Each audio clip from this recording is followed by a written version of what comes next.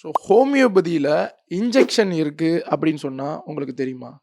பல நாடுகளில் homeopathic injection use பண்ணுறாங்க. அதை யூஸ் பண்ணி பலரோட உடம்பு வலி, கை கால் வலி, இம்யூனிட்டி பூஸ்ட் பண்ணுறது, டீடாக்சிஃபிகேஷன், இன்ஃபெக்ஷன், பல நோய்களுக்கு ஹோமியோபதி இன்ஜெக்ஷன் தான் பயன்படுத்தி வராங்க. எந்தெந்த நாடுகளில் யூஸ் பண்ணுறாங்க, ஸோ என்ன மாதிரி இன்ஜெக்ஷன்ஸ் கேட்டகரிஸ் யூஸ் பண்ணுறாங்க, இந்தியாவில் ஹோமியோபதி டாக்டர்ஸ் வந்து இன்ஜெக்ஷன்ஸ் யூஸ் பண்ணுறாங்களா, ரிலேட்டடான இன்ஃபர்மேஷன்ஸ் இந்த வீடியோவில் கொடுக்குறேன். ஃபுல்லாக பாருங்கள். யூரோப்பியன் கண்ட்ரீஸ்னு வரும்போது Germany, Italy, Switzerland, Austria, Spain, Belgium. South American கண்ட்ரீஸில் வந்து Brazil, Argentina, USA, America, Russia, Ukraine, Mexico, இப்படி பல கண்ட்ரீஸில் வந்து ஹோமியோபதிக் இன்ஜெக்ஷன் இன்றளவும் யூஸ் பண்ணிட்டு வராங்க. குறிப்பாக ஒற்றை தலைக்குத்து, ஜாயிண்ட் பெயின்ஸ், மூட்டு வலி, டீடாக்சிஃபிகேஷன், இம்னோமோடுலேஷன், நெர்வு பெயின், இப்படி பல காரணங்களுக்கு இந்த இன்ஜெக்ஷன்ஸை வந்து ரெகுலராக யூஸ் பண்ணி வராங்க. பெயின்ஸுக்கு யூஸ் பண்ணுற இன்ஜெக்ஷன் வரும்போது sciatica, muscle spasm, tennis elbow, lumbar pain, cervical spondylosis போன்ற கண்டிஷன்ஸுக்காக ட்ரமீல்ஸ், ஆர்னிகா பேஸ்ட் ஆம்பியூல்ஸ், இந்த மாதிரியான இன்ஜெக்ஷன்ஸை வந்து யூஸ் பண்ணுறாங்க.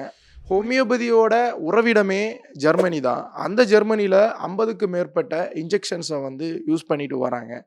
இந்தியாவில் வந்து ட்ரக் அண்ட் காஸ்மெட்டிக் ஆக்ட் 1940 தான் ரூல்ஸ் அண்ட் ரெகுலேஷன்ஸை போடுறாங்க.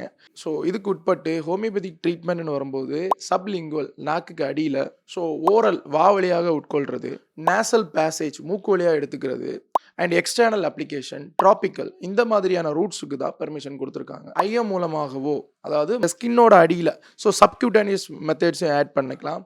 அதே மாதிரி வெயின்ஸுக்கு உள்ளாடி போட்டுக்கலாம். ஸோ இன்ட்ராவீனஸ் கேட்டகரி, ஸோ இந்த கேட்டகரி மூணையும் கொண்டு வந்துட்டாங்க அப்படின்னா, ஸோ இன்ஜெக்ஷன் வந்து இந்தியாஸ்லேயும் வந்து ஹோமியோபதி டாக்டர்ஸ் வந்து தாராளமாக யூஸ் பண்ணிக்கலாம். மேக்ஸிமம் கிளினிக்கில் பார்த்தீங்கன்னா காய்ச்சல், பெயின், இந்த மாதிரியான யூசேஜுக்கு வந்து டைம் எடுத்துக்கும் ரிசல்ட் வர்றதுக்கு. பட் நம்ம இன்ஜெக்ஷன் மூலம் அந்த ரெக்கவரி ரொம்ப ஃபாஸ்ட்டாக இருக்கும்.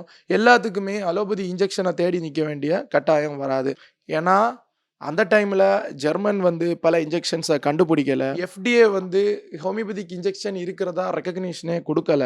ஸோ இந்த பயாலஜிக்கல் மெடிசின்ஸ் எதுவுமே எவால்வ் ஆகலை. ஸோ இந்திய அரசாங்கம் ஹோமியோபதி சட்டம் வரையறுத்த 85 வருஷத்துக்கு முன்னாடி யூஎஸ்ஏல ஹோமியோபதிக் இன்ஜெக்ஷன்ஸ் யூஸ் பண்ணலை.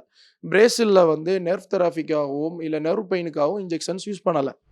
ஸோ இது எல்லாமே காலத்தோட வளர்ச்சி. ஹோமியோபதி மருத்துவர்களும் ஸோ ஹோமியோபதி நலம் விரும்பிகளும் ஸோ இதை பற்றி யோசிக்க வேண்டிய தருணம். இதை பற்றியான தெளிவான அடுத்தடுத்த கருத்துக்களும் ஸோ இதை பற்றியான டீட்டெயில்ஸும் அடுத்தடுத்த வீடியோக்குள்ளே கொடுக்குறேன். நன்றி.